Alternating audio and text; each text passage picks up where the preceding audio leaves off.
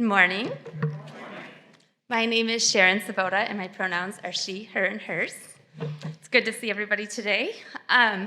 When I got invited today to talk about imperfections and shortcomings, I asked Reverend Leslie, how much time can I have? And she said, I couldn't keep you here for 2 days. I have to try to keep it in 3 to 5 minutes. I'm going to do my best. I'll tell you about a couple of character flaws of mine, and then I'll even tell you about some of the other imperfections of mine. I'm telling you, we don't have enough time today to cover it all. But one of the things I've been thinking about a lot is how often I feel like I'm falling short. Does anyone ever feel like that? Yeah? Okay, cool. Because single moms like me, I feel like I'm doing that quite a bit. If I'm mastering being a good mom and being present for my kids, then I promise I'm going to be behind on answering an email at work. And when I feel like I'm kicking it and doing so awesome at work, then I'm falling a little short for my daughters. And so I think this is a balance that many of us are working on all the time. Now, a couple years ago, right before the pandemic, I decided to add more to my plate. And I went back to grad school because I had this deferred dream and I needed to make good on it.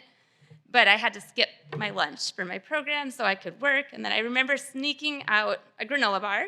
There was a strict rule, like no eating in class under any circumstances, but I'm like, I could do it. I'll be really quiet. And with every rip, it like amplified in the classroom, right?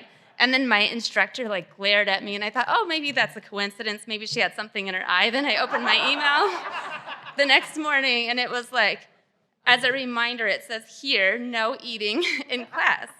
Okay, so, we just have to do our best. I took ownership. I told my girls, look, even mom gets in trouble, even when she's like 40. So that's one example. And then just yesterday, I had another example. My young daughter had to be at ballet. We were running late. I also needed to get something turned in for my radio work. So I'm like, okay, I'm going to bring you to ballet. We were late. She went in without me watching her, and I'm going to sit in the car, and I'm going to record all my introductions. So I did that. I was 5 minutes late, got it sent in, and then my anchor said, guess what? There's too much background noise. So then I fell short on all the fronts. But then when I got inside, SB said, look, Mom, I think you're actually a good mom, and so is that other one over there with all the tattoos, and those other ones aren't being good moms. And I said, why? And she said, look at them. They're all watching their phones. And you're both watching your children. So then I realized there's some beauty in simply showing up for each other with our imperfections. Now, the other thing, in addition to the character flaws, as a woman who's now over 40, one thing I'm aware of that kind of goes with the theme of this service and the song that Laura put together called Iron the Wrinkle Back In, I'm resonating with this theme as a woman, right? I learn a lot of my character flaws from my children, and I'm also learning from working with other children, like other flaws that I might have. So one of the things that I have that I inherited from my late dad are these really deep-set eyes, right? And when I was a kid, I was too busy being ashamed of my blonde hair because my teachers, everybody would make fun, like, oh, that's Sharon, she's got blonde hair, she doesn't know, haha. I hate blonde jokes. Don't tell them to me. I hate any jokes that come at the expense of another person. I don't like them. But if someone's like, oh, I'm just having a blonde moment, nope. I don't do those. Anyways, I was so busy as a kid feeling insecure about that I hadn't taken note of my eyes that other people were going to take note of. And when I had a chance to go into Delilah's class in May to volunteer, this little girl came up to me, and it was almost like she was giving me a deposition, and she said, excuse me, are you wearing makeup? Because your eyes, they look so creepy. I don't like them. And then I was like, oh, my God. And I could feel my cheeks. They were hot. They were red with embarrassment, and I asked her teacher, I was like, is there something on my eye? And then she did the most horrible thing. She told the girl that she had to apologize to me. Don't do that. Don't make kids apologize. It won't be from the heart, and it won't fix the problem. So she comes up to me, and she's like, I'm sorry I said your eyes are creepy, but they are. And I didn't mean to say it out loud, but sorry. Can't help it that your eyes are creepy, right? So anyways, and then that afternoon I went to my daughter's ballet, or her other class, and a little boy was like, Mommy, what are those specks on her face? And she's like, shh, that's not nice. And I said, oh, these are moles.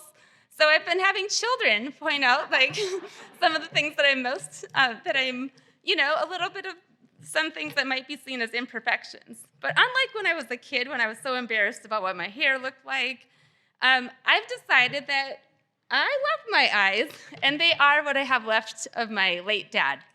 It's going to be Father's Day soon, and so I'm going to tell you just a couple things about him so I can try to stay as close to the time as possible. He was a really awesome, but a really imperfect person. And he struggled with bipolar schizoaffective disorder. It wasn't diagnosed till very late in my childhood, or at least it seemed that way. So he was in and out a lot. At 7, he left. At 11, at 13, at 17. He didn't see me leave for Japan when I got a scholarship there. He didn't see me graduate from college, not because there was a divorce or something, but just because he was not happy with me that day. But I think it was because when he looked at me, when he saw my eyes, he saw himself. And I think he saw everything that he loved about himself, and I also think he saw everything maybe that he wasn't, that he wanted to be. And I didn't necessarily have all of the wherewithal as a kid to recognize that. But as I got older, I just wanted him to love himself so badly. So I was like, if I ever get married, I'm going to keep my last name. I'm going to write books with your last name. I'm going to bring kids into the world. I'm going to do all these things so then you can be proud of who you are. And it wasn't until a couple of months or a couple of years before he died when we were sitting in front of my mom and dad's house in Wisconsin and chatting, and he was telling me about his growing up time. And he said that when he graduated from high school, he had an opportunity to be a male nurse. He didn't do it because, and by the way, you can tell the times because it was prefaced with the word male, like now we're way further ahead in gender terms, but he didn't do it because he was afraid that his masculinity would be challenged. So instead, he became a janitor, and he worked his whole life at the cheese factory. And then I felt a little sad as he told me this, and then he said, no, don't be, because guess what? I married your mom, and she was completely opposite. She's very educated. I got my chin from her, my eyes from my dad, and just as these features were mismatched in some ways, so were they, but it was beautiful because I get to be here in my imperfect form, and I got to bring other members of the next generation in their imperfect form into the world, and we can keep showing up in that way together. And so I'm always thankful for that. So I wanted to share those words, because I guess I can't have the whole day with you today. But as you go off today, if you happen to see a blue jay, I invite you to think about my dad. His name was David Conrad Sobotta. And when I see a blue jay, I think of him always. I know that he's with me, and I see him every morning in the mirror when I see my imperfect eyes that I love now.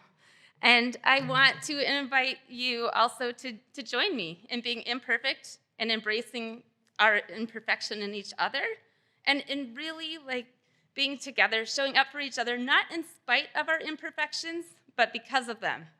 And on that note, together, let us worship.